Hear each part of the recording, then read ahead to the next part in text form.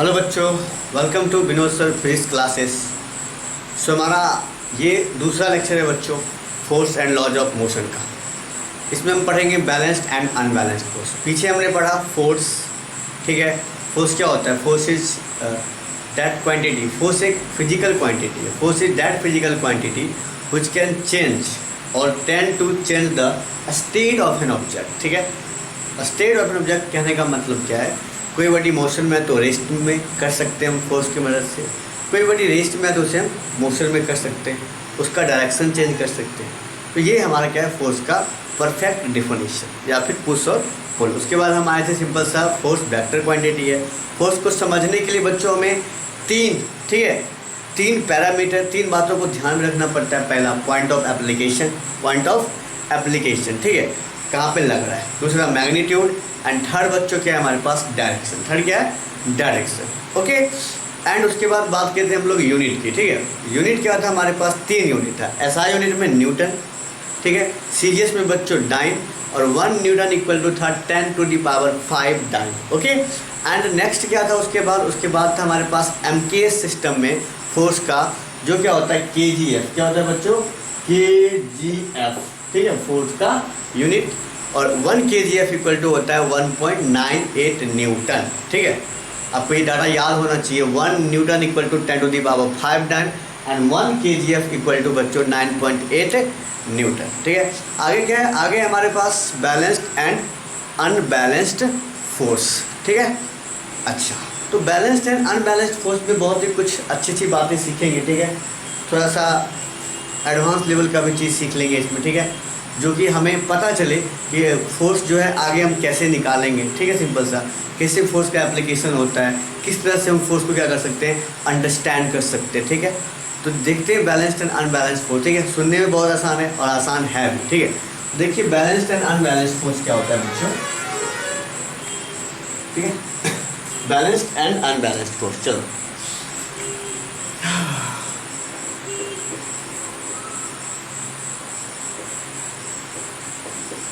balanced, okay, and unbalanced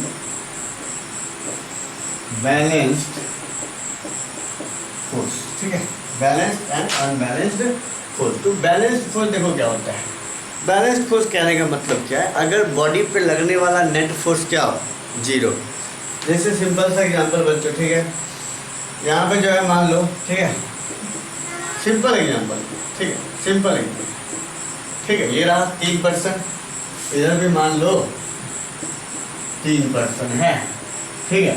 और ये क्या कर रहा है? सब आपस में रस्सी को क्या कर रहा है बच्चों? खींच रहा है। क्या कर रहा है? खींच रहा है। मैं इसका हाथ पैर सब बना देता हूँ, ठीक है।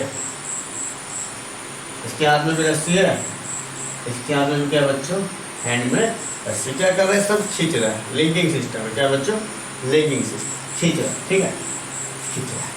तो अगर मान लो सिंपल सा ये जो है, अगर रस्सी ना खिंचाए, ठीक है, 2%, एक तरफ इस तरफ, एक तरफ इस तरफ, अगर रस्सी ना खिंचाए तो जो इसके द्वारा लगाया गया फोर्स है वही फोर्स क्या है? इसके द्वारा लगाया गया फोर्स। मतलब कि बॉडी पे तो फोर्स लग रहा है, ठीक है, बट सब मिला के कितना हो रहा है? 0। कितना हो रहा है? 0। तो ऐसे फोर्स को क्या बोलते हैं हम लोग? Balanced force. जैसे सिंपल सी बात कर रहे हैं, ठीक है, सिंपल बात करता हूँ मैं। देखो अभी बैलेंस्ड फोर्स क्या होता है? बैलेंस्ड फोर्स क्या होता है बच्चों? सिंपल सी बात मैं कर रहा हूँ। जैसे मैं इसे पकड़ के अभी ऐसे यहाँ पे रखा हूँ, ये रुका होगा, क्यों? क्योंकि इस पर जो हम अपवर्ड फोर्स लगा रहे हैं, ये किसके बराबर है? ये जो है इसके नीचे जो लग रहा है इसका वेट mg के बराबर है। कौन फोर्स? मेरे द्वारा लगाया गया ये फोर्स। ट्राइपोड, ठीक है, ट्राइपोड जो अभी मान लो खड़ा है कहाँ पे? टेबल पे या धरती पे, ठीक है। मेरा टेबल पे खड़ा है बच्चा, ऐसा कुछ है, ठीक है। तो भाई साहब ये जो टेबल पे है ना, सिंपल सा इस तरह से, तो जो ट्राइपोड है ना, नीचे क्या लगाता है? mg। नीचे क्या लगाता है बच्चों? mg। और ये जो है सिंपल सा, ये जो है ये टेबल या फिर जो ये सरफेस है, ये क्या लगाता है बच्चों? ऊपर। अब ये दोनों बराबर होगा ना, n इक्वल टू mg। बहुत ही फेमस है बच्चों, n इक्वल टू mg या फिर r इक्वल टू mg, ठीक है। नॉर्मल को हम लोग रिएक्शन फोर्स भी बोलते हैं। तो हमेशा अभी हम लोग बात की थे नॉर्मल, ठीक है, इससे पीछे कॉन्टैक्ट फोर्स में, या फिर मैकेनिकल फोर्स में बात करते हैं, ये नॉर्मल ऊपर लगता है। मतलब कोई भी चीज़ किसी चीज़ के ऊपर रखा हुआ है तो उसका सरफेस जो है क्या लगाता है, नॉर्मल। याद रखना है, याद रख लो इसको, ठीक है। नॉर्मल ऊपर गया, mg नीचे गया, n इक्वल टू mg। मतलब कि अगर बॉडी पे लगने वाला नेट फोर्स 0 है, वो क्या होता है बच्चों, वो होता है हमारे पास बैलेंस्ड फोर्स, ठीक है। अब कुछ इंटरेस्टिंग फैक्ट की बात करते हैं, जैसे पैरासूट, ठीक है। पैरासूट अगर पहन के हम नीचे आते हैं, कूदते तो जो स्पीड डिक्रीज होते रहता है, ठीक है, वो जो है कांस्टेंट होता है। क्या होता है बच्चों, कांस्टेंट स्पीड होता है।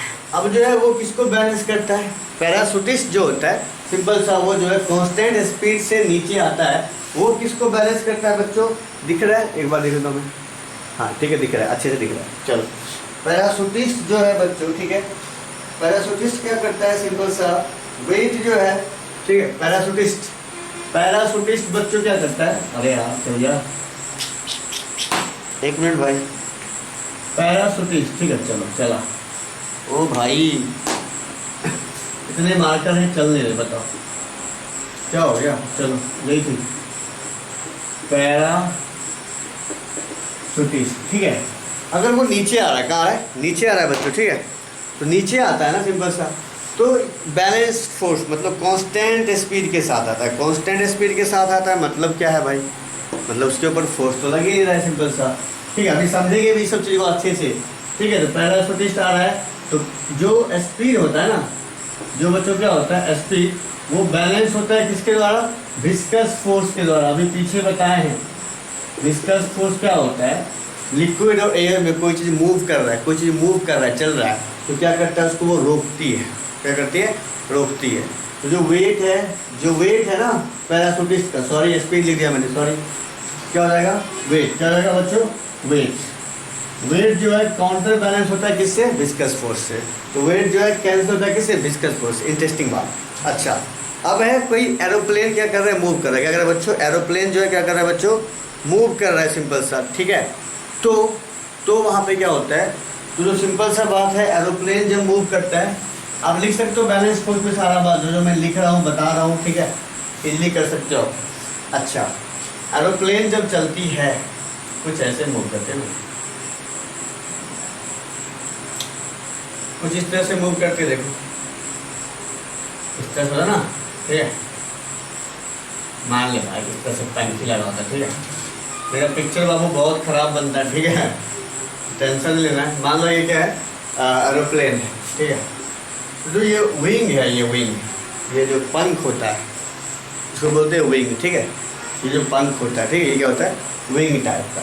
तो ये देखो, और हवा में क्या है, विस्कस फोर्स है, हवा में क्या बच्चों, विस्कस, मतलब कोई भी चीज़ मूव कर रहा है लिक्विड और गैस में तो क्या होता है, विस्कस फोर्स। याद रखना, मैं बार बार क्यों बोल रहा हूँ, क्योंकि बहुत काम का चीज़ है, बहुत इंटरेस्टिंग चीज़ है, याद रहेगा। बच्चों से पूछना याद ही नहीं होता है, मतलब पता ही नहीं होता ये होता क्या है विस्कस फोर्स। तो सिंपल बात मैं यहाँ बताओ, देखो ये मूव कर रहा है ना, तो मूव कर रहा है, सिंपल सा बात देखो, ऊपर बच्चों ये इसका देखो, अभी मैं यहाँ बनाता हूँ, ठीक है, ये चल रही है हवा में, ठीक है, तो हवा में चल रही है, देखो विस्कस फोर्स होगा, एक तो इसका वेट होगा, वेट होगा बच्चों नीचे mg, इसको कौन बैलेंस कर रहा होगा बच्चों, लिफ्ट, मतलब ये जो है विंग जो है इसके पंख से, पंख की वजह से जो क्या कर रहा है, एयर को हटा रहा है, वो होता है लिफ्ट, ठीक है। अच्छा, उसके बाद आगे पीछे बात करें तो जैसे इसको रोक कौन रहा है, आगे से कौन रोक रहा है, एयर क्या करेगा, आगे से इसको रोकेगा, क्या करेगा, रोकेगा। बहुत इंटरेस्टिंग बात है, बैलेंस फोर्स का ये सब एडवांस चीज़ है, एडवांस एग्जाम्पल बता रहा हूँ ताकि आप टेक्निकल चीज़ से इससे क्या करो, कंपेयर कर सको, ठीक है। बुक में ढेर ही मिल जाएगा, बुक रखा हुआ है टेबल पे, हम खड़े हैं ज़मीन पे, तो ये क्या है, बैलेंस्ड फोर्स है। हम लगा रहे हैं नॉर्मल, तो वो कौन सा लगा रहा है, mg। बुक रखा हुआ टेबल पे, तो टेबल लगा रहा है बुक के ऊपर नॉर्मल, बुक लगा रहा है mg, ठीक है। बट ये कुछ इंटरेस्टिंग बात कहने का मतलब बच्चों क्या, इससे आप ना कुछ सीखोगे कि कैसे हम फोर्स को दिखाते हैं, कैसे कौन सा फोर्स किधर लग रहा है, नीचे mg तो इधर क्या लग रहा है, लिफ्ट, जो क्या कर रहा है, बैलेंस कर रहा है, तभी तो आगे जा रहा है, नहीं तो क्या होता है, ये नीचे गिर जाता है, क्या होता, नीचे गिर जाता, या तो फिर ऊपर चला जाता। अगर ये फोर्स ज़्यादा होता तो ये ऊपर चला जाता, ये कांस्टेंट स्पीड से मूव नहीं करता प्लेन, समझ रहे हो बात, ये स्पीड से मूव नहीं करता। अब दो फैक्टर्स और है, इसको मूव कौन करवाता है, इसको जो है मूव कौन करवाता है, ठीक है। आप देखो, अब इसको मूव कौन करवाता है, ठीक है। एक बच्चों देखो, ये इधर आ रहा है, इधर जा रहा है, इधर इधर जा रहा है बच्चों, ये जो है प्रेशर डालता होगा, मतलब हवा को चीरते हुए जा रहा होगा, ठीक है, चीरते हुए जा रहा है बच्चों, क्या लगेगा इसको, थ्रस्ट, क्या लगेगा, थ्रस्ट। और नीचे पीछे विस्कस, भाई सोचो, हवा इधर से जा रहा है, प्रेशर, प्रेशर, ये थ्रस्ट, ठीक है, पूरा थ्रस्ट प्रेशर डाल के जा रहा है, और उधर से क्या आ रहा है, क्या आ रहा है उधर से, जैसे हमारे बच्चों ड्रैग, मतलब विस्कस, क्या बोलते हैं उसको, विस्कस, क्या बोलते हैं, विस्कस फोर्स। एरोप्लेन कुछ इस तरह से मूव करता है, पैराशूटिस्ट कुछ इस तरह से मूव करता है, और ये सब बैलेंस्ड फोर्स की वजह से होता है। किसकी वजह से होता है, बैलेंस्ड फोर्स की वजह से होता है ना, अच्छी बात है ना, शौक की बात। क्यों पढ़ रहे हैं बैलेंस्ड फोर्स, क्यों जरूरी है बैलेंस्ड फोर्स, बिना फोर्स लगे भी कोई चीज़ मोशन में मूव करती है, समझ रहे हो बात, बिना फोर्स लगे भी क्या करता है, कोई चीज़ मूव करती है, सिंपल सा यूनिफॉर्म मोशन में।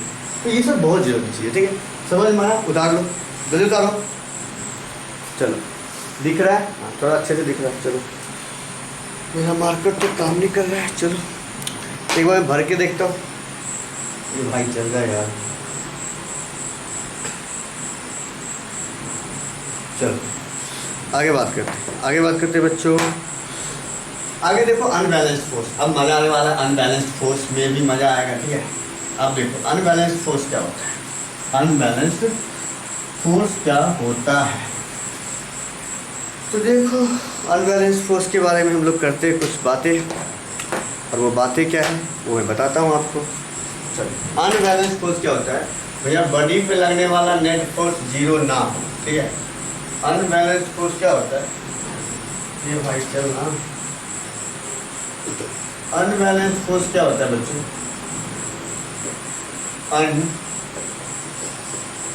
अनबैलेंस्ड फोर्स क्या होता है, अगर net force on the body क्या है बच्चों, जीरो ना, मतलब नेट फोर्स जो है जीरो के बराबर ना हो, वो क्या होता है, अनबैलेंस्ड फोर्स। जैसे सिंपल सा बात है, एक बक्सा रखा हुआ है यहाँ पे, मान लो, ठीक है, क्या रखा हुआ है बच्चों, बक्सा रखा हुआ है, इसको क्या कर रहा है, एक आदमी एक आदमी क्या कर रहा है, इसको खींच रहा है, क्या कर रहा है, खींच रहा है, ठीक है, आ जाए भाई ऐसे करके, ठीक है, अरे भाई तो सब बनने लगे, चलो ये कर रहा है, इसको खींच रहा है, क्या कर रहा है, इसको खींच रहा है, क्या कर रहा है बच्चों, खींच, ठीक है। इससे क्या होगा बच्चों, ये जो है आगे खींच रहा है, आगे की तरफ देखो अपना ये फोर्स लगा रहा है F, ठीक है, और ये जो है सरफेस क्या करता है, सरफेस जो है क्या करता है बच्चों, फ्रिक्शन लगा रहा है, क्या लगाता है, फ्रिक्शन, इधर लग रहा है बच्चों फ्रिक्शन, ठीक है, फ्रिक्शन बोल सकते हैं इसको, क्या बोल सकते हैं, फ्रिक्शन। अगर ये ज़्यादा हुआ, ये क्या हो रहा है, ज़्यादा हुआ, ये ऑब्जेक्ट क्या करेगा, मूव करेगा, मतलब खींच रहा है, क्या कर रहा है, खींच रहा है, ये ऑब्जेक्ट कहाँ जाएगा, आगे जाएगा, सिंपल सा। तो इस केस में क्या होता है कि जो नेट फोर्स होता है बॉडी के ऊपर, इसके ऊपर, ये जीरो नहीं होता है। ये क्या सिंपल बात, अगर किसी बॉडी के ऊपर नेट फोर्स जीरो नहीं है, उसको क्या बोलते हैं बच्चों, अनबैलेंस्ड फोर्स, ठीक है। अच्छा आगे बात करते हैं, आगे बात क्या करने वाले हैं, आगे बहुत सी सिंपल बात करने वाले हैं। अब देखिए अभी मज़ा आने वाला, ठीक है, जस्ट मैं दिखाता हूँ, ये रहा और बच्चों ये रहा, ठीक है, ये देखो खींच रहा है किसी एंगल पे, क्या कर रहा है, किसी एंगल पे क्या कर रहा है, यहाँ से एक आदमी है, ठीक है, वो क्या कर रहा है बच्चों, इसको खींच रहा है, क्या कर रहा है, खींच रहा है इसको एक एंगल पे, थीटा एंगल, ठीक है। अब समझना है तो भैया ये जो F फोर्स लगा रहा है किसी एंगल के ऊपर, किसी एंगल के ऊपर क्या कर रहा है, फोर्स लगा रहा है, तो यहाँ से जो हमारे पास निकलता है फोर्स का फॉर्मूला, ठीक है, बड़ी इंटरेस्टिंग। इस ब्लॉक को बच्चों मान लो ये पॉइंट, ये वाला, समझ रहे हो बात। अब यहाँ से इस तरह से आप कुछ कर सकते हो इसे, ठीक है, और ये देखो इस ब्लॉक पे जो है, इस ब्लॉक पे, ठीक है, इसको बोलते हैं FBD, क्या बोलते हैं, FBD। छोटी छोटी बातों को जानो, इसको बोलते हैं फ्री बॉडी डायग्राम, क्या बोलते हैं, फ्री बॉडी डायग्राम। कुछ नहीं कर रहा हूँ मैं, अनबैलेंस्ड फोर्स को थोड़ा सा स्टैंडर्ड फॉर्म में कर रहा हूँ, थोड़ा सा अच्छे फॉर्म में कर रहा हूँ। FBD ये बक्सा था, मैंने पॉइंट में दिखाया, बता देना फोर्स को समझने के लिए तीन चीज़ जरूरी है, पॉइंट ऑफ एप्लीकेशन, कहाँ पे लग रहा है, बक्सा पे लग रहा है, इसको मान लिया पूरा बॉक्स, कितने एंगल पे लग रहा है बच्चों, थीटा एंगल पे, कितना पे लग रहा है, थीटा एंगल। अच्छा अब यहाँ से समझो बात शॉर्टकट में, वेक्टर का कुछ रूल होता है, क्या होता है, ये जो इधर लगा ना, इधर इधर, तो भैया इसका दो इम्पैक्ट है। मैं क्या कर रहा हूँ, किसी बॉडी को ऐसे खींच रहा हूँ, ऐसे क्या कर रहा हूँ, मैं खींच रहा हूँ, ठीक है। तो इस जो फोर्स लगा रहा हूँ ना मैं किसी एंगल पे, इस फोर्स का बच्चों दो इम्पैक्ट है। कौन कौन सा इम्पैक्ट है मैं आपको वो दिखाता हूँ। कौन कौन सा इम्पैक्ट होगा, या तो अगर ऐसे उठा रहा है तो या तो बॉक्स ऊपर जाएगा, या तो बॉक्स आगे जाएगा, या तो बॉक्स आगे जाएगा बच्चों, या क्या होगा, बॉक्स ऊपर की तरफ जाएगा। दो केस है ना। तो भैया इसको बोलते हैं कंपोनेंट। क्या बोलते हैं, कंपोनेंट ऑफ फोर्स। डाल लेना हेडिंग, क्या बोलते हैं बच्चों, component of force. Component of force. जिधर थीटा, इधर बच्चों होता है थीटा, इधर क्या होता है थीटा, उधर होता है कॉस थीटा। क्या होता है, कॉस थीटा। जिधर थीटा उधर कॉस है, एफ कॉस थीटा। जिधर थीटा नहीं उधर क्या होता है, एफ साइन थीटा। अगर ऑब्जेक्ट इधर जाएगा तो कौन सा फोर्स लेंगे, ये एफ कॉस थीटा।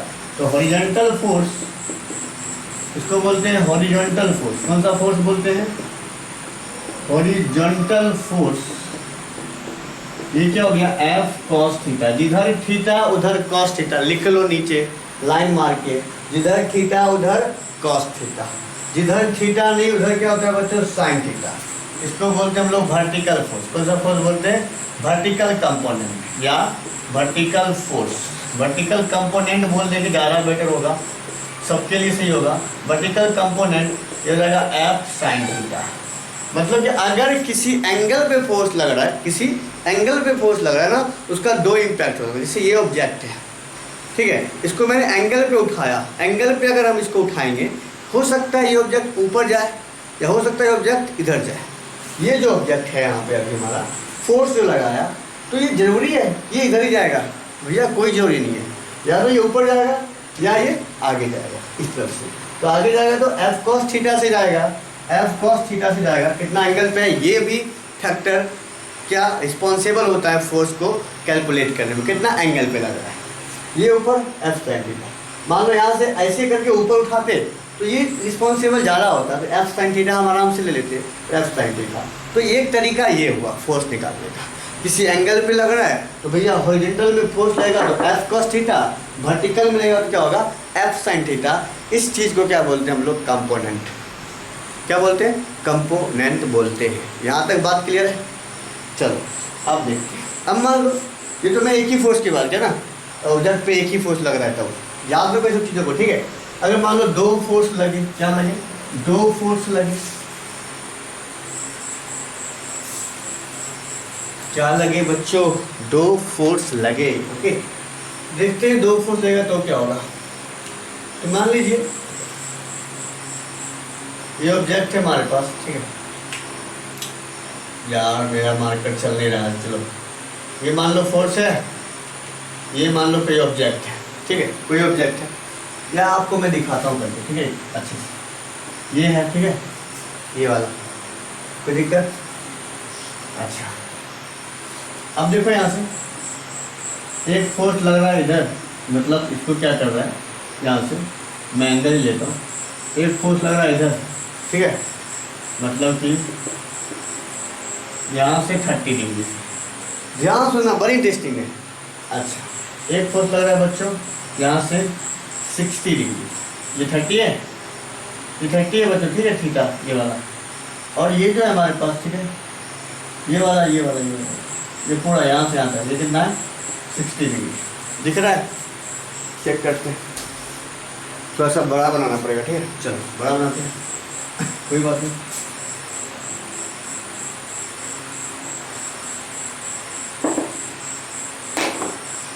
तो भाई चल जाए यार, चलो ये देखो, थोड़ा सा बड़ा करेंगे, थोड़ा सा बड़ा कर दिए, ठीक है।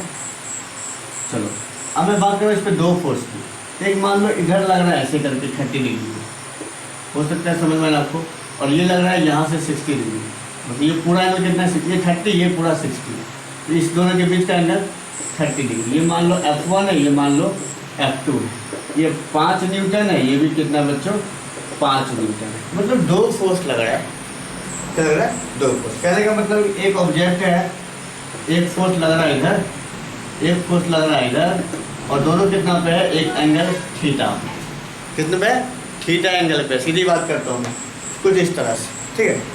तो दो फोर्स जब किसी एंगल पे लग रहे हो, दो फोर्स जब किसी एंगल पे लग रहे हो बच्चों, ठीक है, तो इस दोनों का जो रिजल्टेंट होता है क्या होता है, इस दोनों का जो मतलब एफ भाई फोर्स लग रहा है ना किसी थीटा पे, ये भी लग रहा है ये भी लग रहा है, तो भैया जो नेट फोर्स होगा वो किधर लगेगा, उसका डायरेक्शन क्या होगा। तो सिंपल बात, एफ दिख रहा है आपको, इसके बीचों बीच फोर्स लगेगा, कहाँ लगेगा, बीचों बीच। मतलब क्या करेंगे, हम एक जो है इमेजिनरी पैरेललोग्राम बनाएंगे। क्या बनाएंगे बच्चों, इमेजिनरी पैरेललोग्राम बनाएंगे, ठीक है, ओके।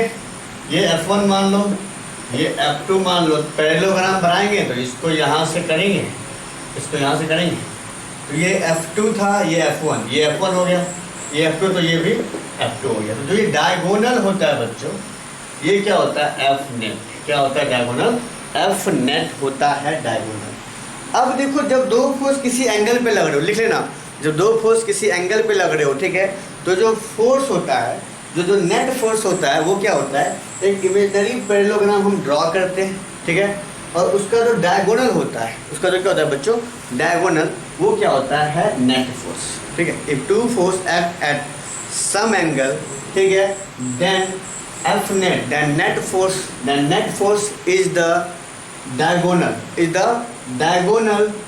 made by imaginary क्या, पैरेललोग्राम, ओके। तो F net का फॉर्मूला तो चाहिए भैया, सिंपल कहानी है भाई, देख F net, थोड़ा सा बात है याद कर लेना, F net इक्वल टू हो जाएगा रूट के अंदर F1 square F2 square plus 2F1 F2 cos theta. क्या होता है, cos थीटा, सिर्फ cos थीटा sin थीटा आता है, ये हो गया cos थीटा, ठीक है। F1 square plus F2 square 2F1 F2 cos theta बच्चों, ठीक है, याद रहेगा इतना बात, बस कुछ नहीं है। इसका square plus 2AB, A square plus B square plus 2AB, extra बात क्या आ रहा है, cos थीटा आ रहा है, ठीक है। F1 square F2 square 2F1 F2 cos theta, okay, extra कुछ नहीं आ रहा बच्चों, बस यही सब है हमारे पास, ठीक है। अच्छा, कोई दिक्कत, ये भाई लग जा, चलो ये हो गया हमारे पास दो अनबैलेंस फोर्स निकालने का तरीका, दो सिंपल, अगर सिंपल भाषा में कहा जाए, सिंपल बात में कहा जाए, एक तो कंपोनेंट ऑफ फोर्स, ठीक है। अगर ये मान लो ऑब्जेक्ट है हमारे पास, ये वाला फोर्स लगा रहे एंगल पे, ये ऊपर भी आ सकता है, आगे भी आ सकता है, ऊपर जाएगा तो F sin थीटा, आगे जाएगा तो F cos थीटा, जिधर थीटा उधर cos थीटा, जिधर थीटा उधर cos थीटा। अब यहाँ पे आ जाओ, F1 square F2 square 2F1 F2 cos, मतलब कितना एंगल पे फोर्स लग रहा है, अभी मैं बताऊंगा cos sin का वैल्यू, ठीक है, कितना कितना क्या होता है, F1 square F2 square 2F1 F2 cos। अब किसी ऑब्जेक्ट पे दो फोर्स लग रहा है, क्या लग रहा है, दो फोर्स लग रहा है, तो भैया नेट फोर्स कहाँ से लगेगा, नेट फोर्स लगेगा बच्चों इसके बीचों बीच, यहाँ से पैरेललोग्राम बनाएंगे इस फोर्स से, और जो बीचों बीच डायगोनल होगा वो क्या होगा बच्चों, नेट फोर्स होगा। अगर बोला जाए यहाँ पे नेट फोर्स निकालने, तो सिंपल कहानी है, कहानी सिंपल है, और निकाल भी सकते हैं हम लोग, कैसे निकालेंगे वो देखो। F नेट, ये भाई चलना, F नेट F स्क्वायर, ये ठीक है, 5 स्क्वायर बच्चों, फिर से 5 स्क्वायर, अगर 10 होता तो 10 लेते, प्लस 2AB 2 5 cos थीटा कितना पे लग रहा है, 30 डिग्री पे, तो बस cos 30, आपको बस यही नहीं पता है cos 30 वगैरह, और सब पता है, ठीक है। तो cos 30 का वैल्यू होता है √3/2। अभी थोड़ा सा मैं लिखाता हूँ, ठीक है, डाटा आप लिख के अच्छे अच्छे क्वेश्चंस बना भी सकते हो, ठीक है, चाहो तो अच्छे अच्छे बुक्स लेके आप बना भी सकते हो यार, ठीक है, बहुत इंटरेस्टिंग था, ठीक है, बहुत ही इंटरेस्टिंग चीज़ है, आप याद रख लो। फोर्स निकालने के दो तरीके, एक तो कंपोनेंट ऑफ फोर्स, दूसरा ये कैसे हम फोर्स को क्या करेंगे, अगर 3 भी होता ना, 3 भी तब पर भी निकाल लेते, इस 2 की वजह से इस बीच से गया, फिर ये और जो तीसरा होता इसके वजह से इस बीच से जाता फोर्स, ठीक है, कुछ इस तरह से कर लेते, कोई दिक्कत। चलो अच्छा, एक 3 वाला भी करता हूँ मैं, ठीक है, 3 वाले मान लो, ठीक है, मान लीजिए सिंपल सा, ये है ऑब्जेक्ट, ठीक है, एक फोर्स लगा इधर, एक फोर्स लगा इधर, और एक फोर्स और लग रहा है बच्चों, ठीक है, कहाँ पे, ये वाला, तो ये मान लो F1 है, ये F2 है, ये F3 है, समझ जाओगे बात, ठीक है, कोई बड़ा चीज नहीं है। इस पे लग रहा है, ठीक है, तो इसकी इसकी वजह से निकालेंगे, तो इसके इसके वजह से निकालेंगे, देखो क्या होगा, F1 F2, ये F3 होगा, ये वाला F नेट, ये F नेट हो गया। F1 F2 की वजह से बच्चों देखो यहाँ बना दिए पैरेललोग्राम, ये हो गया F नेट, क्या हो गया, ये F नेट हो गया, क्या हो गया F नेट, ये वाला क्या हो गया F नेट। अब इसको भूल जाना, अब ये हो गया, ये नया फोर्स हो गया एक, और ये एक नया, इन दोनों की वजह से बच्चों एक और पैरेललोग्राम बनाएंगे, यहाँ से इधर, यहाँ से इधर, तो क्या होगा, ये इसके बीचों बीच जाएगा, कहाँ जाएगा, इसके बीचों बीच। बना के दिखाऊं, इस दोनों की वजह से डायगोनल अनबैलेंस्ड फोर्स की बात कर रहे थोड़ा सा, ओके। एंड अब ये और ये मिला, ये और ये मिला, ये और ये और ये कहाँ जाएगा, बीच जाएगा, बीच आ गया, चलो खत्म, क्या हो गया बच्चों, खत्म, ठीक है, ये हो गया F नेट। तो नेट फोर्स इस तीनों की वजह से हो गया हमारे पास ये F नेट, ठीक है। आपको मैंने जो बताया उसको याद रखो, ये सब थोड़ा एडवांस है, आप इसको स्किप कर भी सकते हो, अगर आपको नॉलेज चाहिए, ठीक है, तो आप इसे सीख भी सकते हो। दो की वजह से डायगोनल, मतलब डायगोनल वाला फोर्स लेना है, क्या करना है, एक मिनट, यस चल रहा है, डायगोनल वाला फोर्स लेना है, चलो हो गया खत्म, कोई दिक्कत। ये था बच्चों हमारे पास बैलेंस्ड एंड अनबैलेंस्ड फोर्स। अब हम आगे जो करने वाले हैं, अब मेन चैप्टर पे आएंगे, ठीक है। आगे बच्चों न्यूटन्स लॉज ऑफ मोशन, मतलब 3 लॉ, ठीक है, उसी में आएगा F इक्वल टू बच्चों ma, क्या आएगा, F equal to m into a आने वाला है, ठीक। तो यहाँ से जान लेंगे हम लोग F इक्वल टू ma क्या होता है। तो करते हम लोग नेक्स्ट लेक्चर में ये सब बातें, और वहाँ पे एक थीम भी बताएंगे, कैसे कैसे मोशन का क्या हुआ, डिस्कवरी वगैरह हुआ, ये सब, ठीक है। मतलब कि एरिस्टोटल, ठीक है, उसके बाद गैलीलियो आए, उसके बाद न्यूटन आए, तो सबका क्या ओवरव्यू रहा मोशन के बारे में, फोर्स के बारे में, मतलब क्या उनका जो नज़रिया रहा सिंपल सा शुरू से लेके अभी तक, एक स्टोरी होगी, और फिर से Newton laws of motion, okay. तो बच्चों मिलते हैं नेक्स्ट लेक्चर में आपके साथ, न्यूटन लॉज ऑफ मोशन। तो कीजिए इस लेक्चर का enjoy, okay, have a nice day.